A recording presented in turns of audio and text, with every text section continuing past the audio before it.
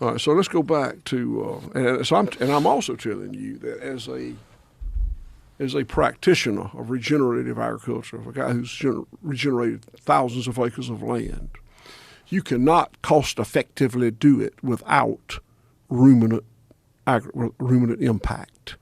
To say I'm going to take this degraded land and put it back pristine the way it was before Europeans got here,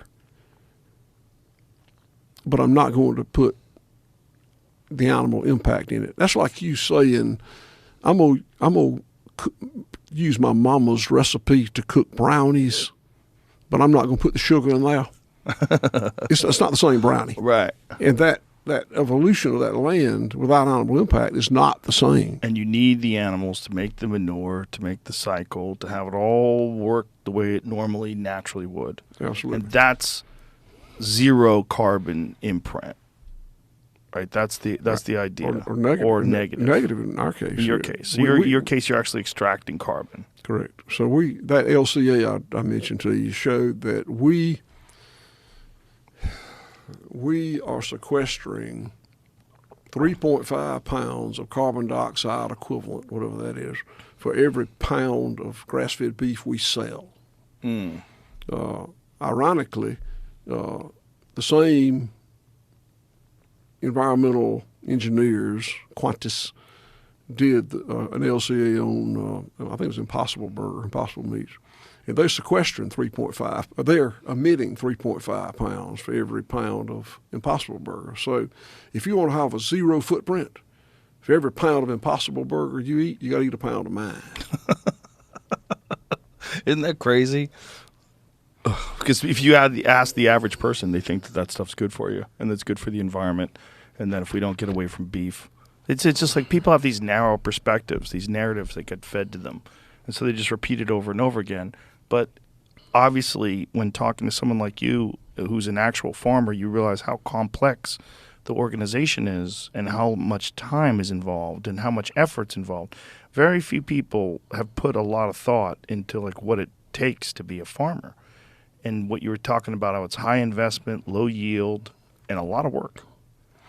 And most people, I don't think, are aware of it. They just want to get a cheeseburger. They just want to be able to pull into, In-N-Out, get yourself a cheeseburger, and don't think at all about where that cow came from and how much work is involved in bringing that cow to you and how fragile that whole system is. Well, I'm not glorifying what I do for a living. It doesn't need to be glorified. It's just what I do for a living. I am trying to show you where we went so badly wrong. Yeah. The application of that siloed, myopic, reductionist science to this complex, cyclical system. And also, this is fairly recent in human history. This is not like a new thing that people have been doing for hundreds of years. The industrial system is 80 years old or something. Right. Yeah. So, in my mind, so when I went to University of Georgia, I learned animal nutrition from a professor who had a doctorate degree in animal nutrition, and he knew all about animal nutrition, but he didn't know shit about the soil. And I learned the health aspect from a veterinarian who knew all about the health aspect, but didn't know crap about photosynthesizing plants. And you see everybody in a separate discipline. And you get away from the holism that is what a biome is, what a complex system is. It's like if you were watching a ball game and through a wood fence and you just had one board going, and the third baseman was there, and you were the third base coach. You know exactly what he's doing, and you got it. You have no idea what's going on first. Right. So you can't be a good coach because you can't see the whole biome, the whole system. Yeah, makes sense. And they don't teach a course on running whole systems. Like if someone wants to be a young farmer, if someone's interested in farming now, do they teach a course other than that savory type course? Do they teach something like that in American universities?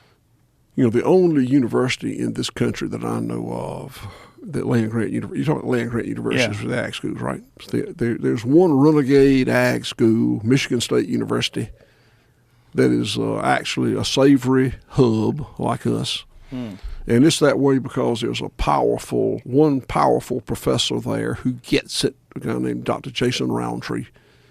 And he has been influential enough in that school, he has brought them in this direction. But land-grant universities are not going to be where the change comes from, if there is a change. I don't know if it's going to be a change or not. And there's several reasons for that.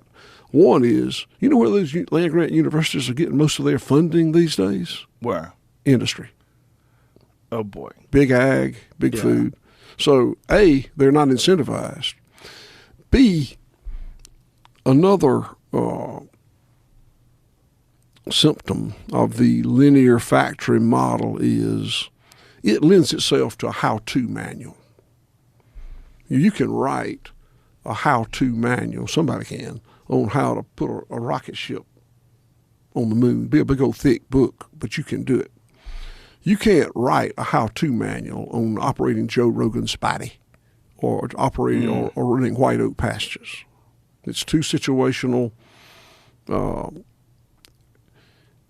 Land-grant universities need to be able to offer that how-to manual. That's what you do. You go there and you learn how beef cattle production or poultry production or agronomy or whatever it is. So the change won't come from university systems. I don't know if change is going to come or not, but we've said it won't come from big food. They're making too much money. It won't come from big ag. They're making too much money.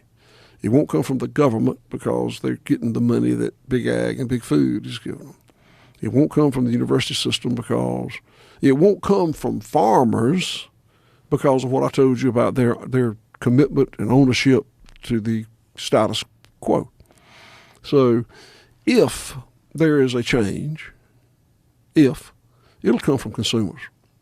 And I don't know if it'll come from consumers or not because we're hopelessly addicted to obscenely cheap food. Cheap and fast. And easy and thoughtless.